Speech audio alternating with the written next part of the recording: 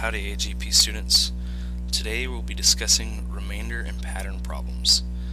These problems in the SAT can look very difficult, but once you work through a couple of examples, you'll find they are very easy. As you can see, the remainder is simply the integer left over after dividing two whole numbers. We'll begin by looking at a simple way to use your calculator to find the remainder of a division problem. We begin by dividing the two numbers.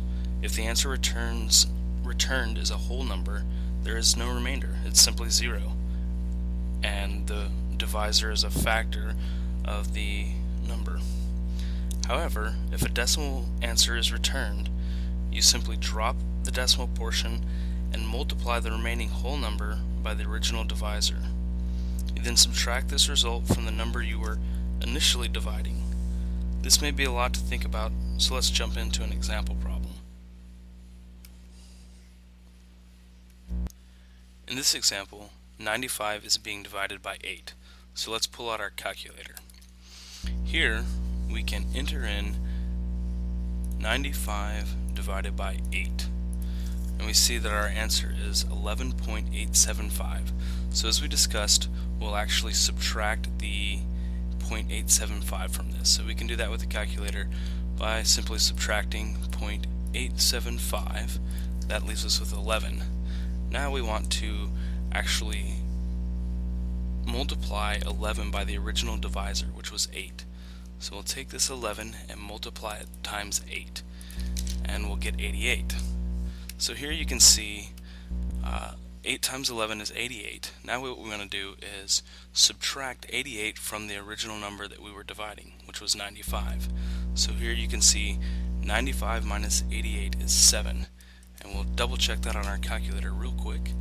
So we have 95 minus 88, and that gives us 7. And sure enough, the remainder of 95 divided by 8 is 7. This may seem simple, but it will become extremely helpful when faced with a repeating pattern problem. Let's look at one now. Here in this example problem, the problem states, if the sequence of letters A, E, I, O, U, X, Y, Z continues indefinitely, what will be the 303rd letter in this sequence? Now, this may seem kind of hard, but the method that we just learned will help us easily solve this problem. To apply the remainder method to solve this problem, we need to consider how this method will be used. Since the sequence repeats indefinitely, we first need to know the length of the repeating sequence. In this case, there are 8 letters that repeat in defined order. Since we are looking for the 303rd letter in this sequence, we can divide 303 by 8. Get out our calculator and perform this real quick. So 303 divided by 8, and that equals 37.875. And now we need to drop that remainder, or the decimal portion, so we can subtract 0.875, and that gives us 37. Now we're going to multiply that by the original divisor. So we multiply by 8, and that gives us 296. So 8 times 37 is 296. Now we're going to subtract that from 303. So let's go ahead and subtract that. 303 minus 296, and that gives us 7. So our remainder is 7. Since this is a repeating pattern of 8 letters, the 7th letter is the same as the 303rd letter. In this example, that would be Y.